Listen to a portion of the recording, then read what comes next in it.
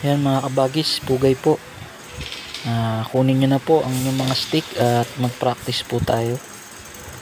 Yan po yung single stick shifting ng arnis, ano po. Yan po yung pag-execute nya. Maganda pong practicein yan mga kabagis para masanay po yung ating pag-shift ng arnis. Ayan, ito po bagalan po natin. Kung mapapansin po ninyo, parang tsako po ito mga kabagis, ano. Ayan, tignan nyo po yung pag-execute nya. Yan sa ilalim ng kilikili, tapos sa likod ganyan po yung pag-strike o pag-shifting ng tsako, ano. Pwede din po natin gawin yan sa single stick na arnis. Ayan, dahan-dahan nyo po muna sa umpisa. Kapag nagamay nyo na po, pwede nyo na pong bilisan. Ayan, ganyan po yun. Pwede sa likod, pwede sa may kilikili yan.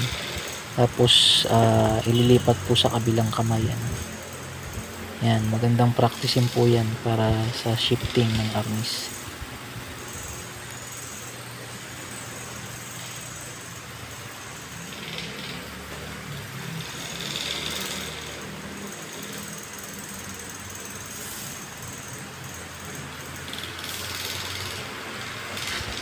Ayan, lalagyan nyo po ng strike bago po yung shifting. Bilisan po ulit natin. Ayan, ganyan po. Pag nagamay nyo na po yung pag-shift, ayan, bilisan nyo na po para maganda po tignan, ano.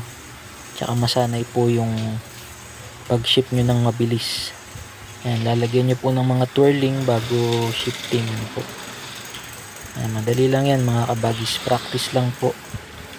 Pugay po sa ating lahat. Salamat po.